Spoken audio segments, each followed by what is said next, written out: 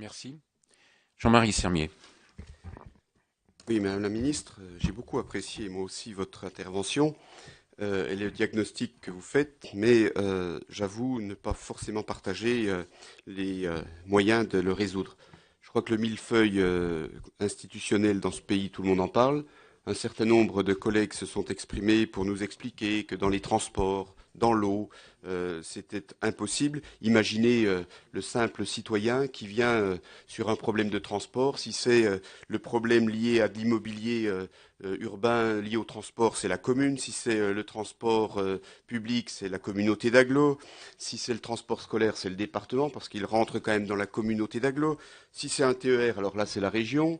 Si c'est une ligne à grande vitesse, c'est l'État. Et puis quelquefois, moi qui suis dans le département du Jura, il y a une coopération entre la Suisse et puis la France. Donc c'est l'IRIA, c'est une autre institution encore, sans compter beaucoup d'autres intervenants. On a évoqué l'eau, on pourrait évoquer par exemple ces dépenses inutiles sur les plans d'approvisionnement en termes de problématiques environnementales, plan d'approvisionnement sur la biomasse. Chaque collectivité a fait son plan qui, en plus, ne sont pas recollés les uns précisément aux autres. Donc vous avez la région, vous avez le département, vous avez les communautés d'agglo, là aussi, qui ont fait leur plan.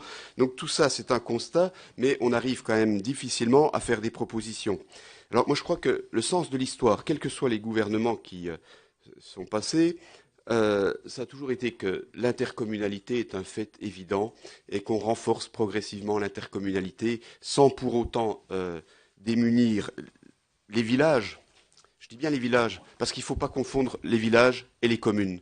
Et on peut très bien avoir un village, mais pour autant avoir un certain nombre de services qui soient gérés par une intercommunalité. Donc moi, le village m'intéresse, la commune un peu moins. Mais le sens de l'histoire est là. Et ce que je trouve dommage, c'est que nous n'ayons pas réussi à faire en sorte que finalement le département et la région aillent beaucoup plus loin.